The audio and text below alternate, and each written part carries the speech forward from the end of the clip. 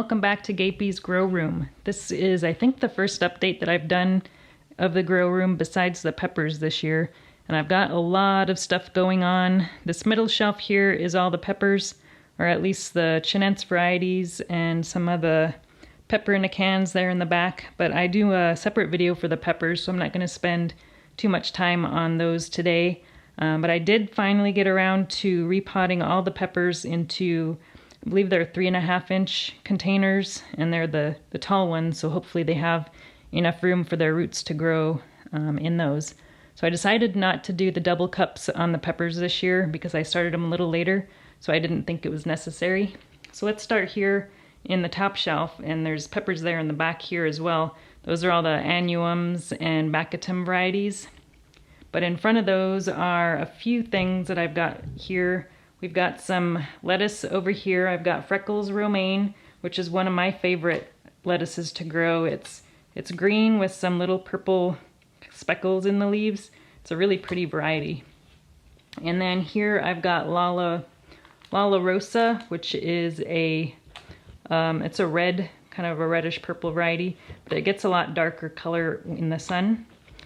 And then next we have some more lettuces here, and I actually just started these pretty recently, more of a kind of a germination test. So this one here is a cut and come again blend, and I didn't have very good germination on those guys, but the gourmet mix in the back, I had really good germination on those. And these are actually fairly old seeds. I think they were 3 or 4 years old, so that's why I wanted to test the germination on those. I was pretty excited to see that one did pretty well back there. And then here we have a couple of coneflower echinaceas, and I've got 2 varieties. I've got the mellow yellow here, and then I've got the green twister there behind it. And I think I planted 4 seeds in each cell, and I had pretty decent germination on those, and I did stratify those for a couple months in the refrigerator before I planted them. And then next we've got ground cherries. And ground cherries aren't anything I've grown before, but I've always wanted to grow them. I have tasted them before, and they're really pretty good. Nice sweet fruit. And I've got 12 of those, and I do plant a lot of extras of everything that I grow so that I can sell them during the spring. So I'm only probably going to plant 1 or 2 of these in my garden, and the rest will be sold to the local people around in my neighborhood.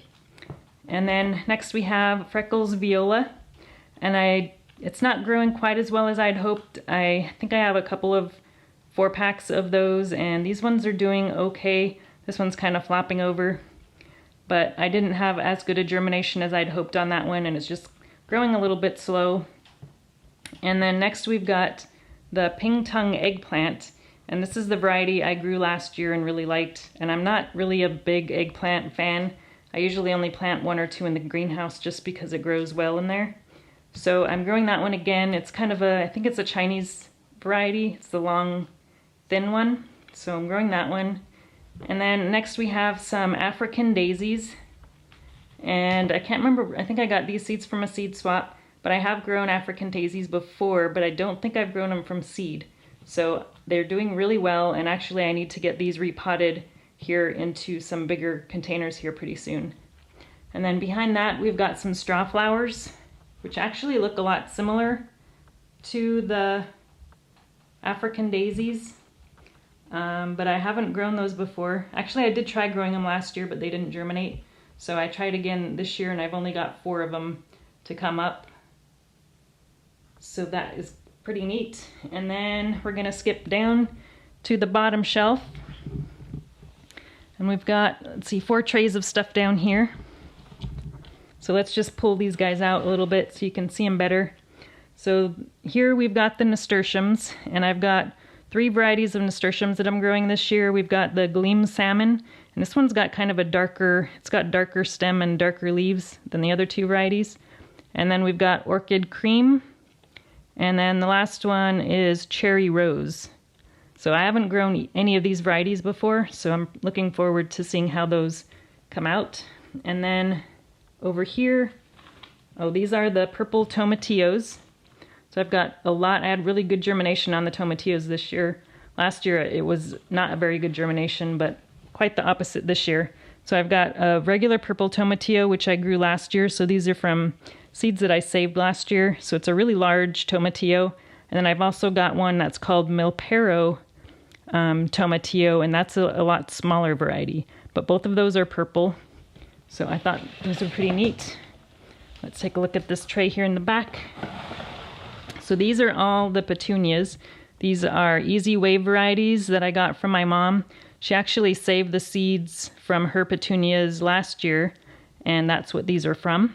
So we've got a blue variety, a burgundy variety, and then the last one is a yellow variety.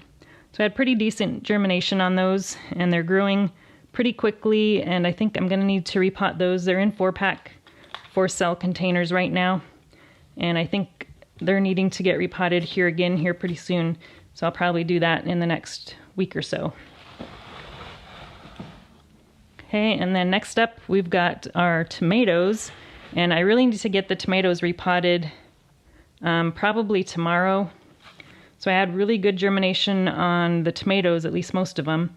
The white rabbit currant I didn't think was going to germinate, but I ended up getting 2 of those. And the only one that didn't germinate is the opalka, which I already removed from the cell back there. That's why it's empty. But the rest of these guys, there's about 4 to 5 plants in each of these cells, so they're getting pretty big. And I'm gonna get these repotted before their roots get too much entangled between them, making it hard for them to separate. And then the last tray down here is the basil. Oh, and I took this basil out of the other tray. This is the purple, let's see, what's it called? The Red Freddy basil. So that's a purple variety. I haven't grown that one before. And then we've got 2 other varieties of basil here. This is the regular sweet basil. And I have been cutting the tops off some of these, you can see. So this one I just cut off the other day, and that helps them branch out some more because they're getting a little too tall. And if I just cut it off at the branch there, and then when I cut it off, I'll either cook with this or I'll just eat it straight off the plant because it's very tasty. So we've got sweet basil, and then we've also got the Thai basil, which I've also been topping. So here's one that I just topped off recently, and then this is one that I haven't topped. So eventually I'll get these all topped and let them bush out some more. And again, I'm not gonna be planting all of these in the garden. A lot of these will just be going for sale. All right, so that's really it for this shelf. I'll just show you real quick. I've shown it in other videos, but I've got the grow tent over here, and I've got the fig cuttings in there. But I'll be doing an update on the fig cuttings here in a couple weeks probably. And then before we go to the next room, which I have more stuff in, I wanted to show you some of the equipment that I'm using in here. So all the lights in here, at least on this shelf, are fluorescent shop lights. So I've got 2 fluorescent tubes in each of these shelves. So I've got 2 fixtures here and then 2 fixtures there. But on the bottom shelf, I've got a 4-light fixture. So that's a pretty big light there, but it's got 4 tubes. Let's see if we can show it to you. It's kind of bright in there, but there's 4 tubes in there. And I think this one here in the front is the only one that I have LED tubes in. You can see it has a little bit different light coming out of it. It's kind of a more of a orangish light, and the rest are more of a bluer light. And I haven't seen much difference in the plants, so I don't think it makes too big of a difference on that. But I think this one is the 4,000 Kelvin and the other ones are 6,500 Kelvin. What else? Oh, we have a timer that I use to time the lights. I think I've got them set to 16 hours, but I've got this new digital timed light, which I really like. I had 2 analog timers, and both of them just decided to quit on me this year. So I decided to get a digital one, and we'll see if that one lasts a little bit longer. And then one more thing I wanted to show you is, just real quick, is the fan here. So I don't have that on a timer, and I don't leave it on all the time. but I do turn it on probably for about 4 hours in the evenings when it's the warmest in the room. And I think that's, oh, and one more thing is this yellow, I've got a yellow card here. It's a sticky kind of a fly trap thing, and that's for the fungus gnats. But I haven't had as much of an issue with fungus gnats. There's a few on there, but this year I'm using a different potting soil, so I haven't had as much of a problem with fungus gnats. So I use the Jiffy seed starting mix, which I always use. And then this year I'm trying the Pro Mix potting soil, which doesn't have any compost in it, so it shouldn't have any fungus gnats or bugs in it.